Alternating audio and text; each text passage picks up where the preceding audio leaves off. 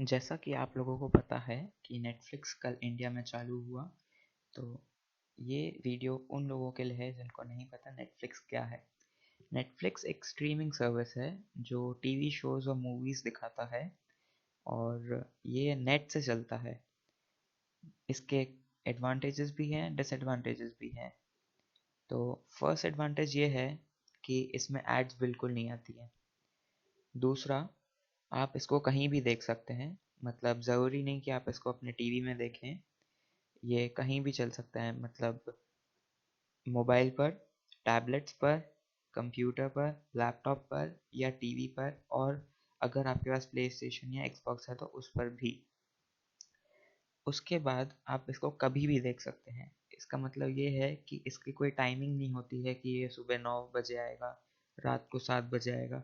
आपको जब टाइम मिले आप देख सकते हैं उस समय। इसके प्लान्स अलग अलग हैं, उस हिसाब से इसका अलग अलग एडवांटेज ले सकते हैं। अगर 500 का प्लान है तो उसमें एच डी अवेलेबल नहीं होगा। 650 का है तो उसमें एच डी होगा, अल्ट्रा एच डी नहीं होगा। ये सब। उसके बाद इसमें सबटाइटल्स भी आते हैं। ये देखिए, प्लस ऑप्शंस फॉर सबटाइटल्स और डबिंग। अगर आप इंडिया में हैं या और कहीं हैं और आपको सबटाइटल्स चाहिए तो सबटाइटल्स भी मिल सकते हैं, उसमें कोई प्रॉब्लम नहीं है। शोज इसमें बाहर के होते हैं, आउट ऑफ इंडिया के होते हैं। पर हो सकता है कि आगे इंडिया के भी आए इसमें। पर अभी अभी इंडिया में चालू हुआ है, इसलिए शोज तो अभी बाहर के ही हैं और मूवीज भी बाहर की हैं। पर एक्सपेक्ट कर सकते हैं कि अगले महीने तक आ जाए। और अगर आपको ये ट्राई करना है तो आप फ्री फ्री में ट्राई कर सकते हैं 1 मंथ के लिए। उसके बाद आपको पे करना पड़ेगा। अब इसके डिसएडवांटेज ये हैं कि ये नेट से चलता है।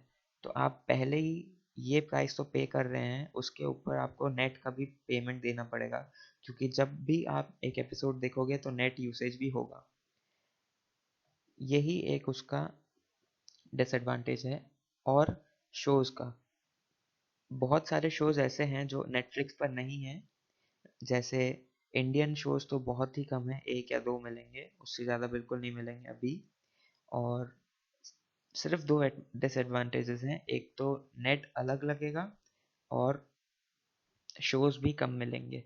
बस यही है। पर शोज़ का प्रॉब्लम इतना नहीं है क्योंकि अगले महीने तक आ सकते हैं।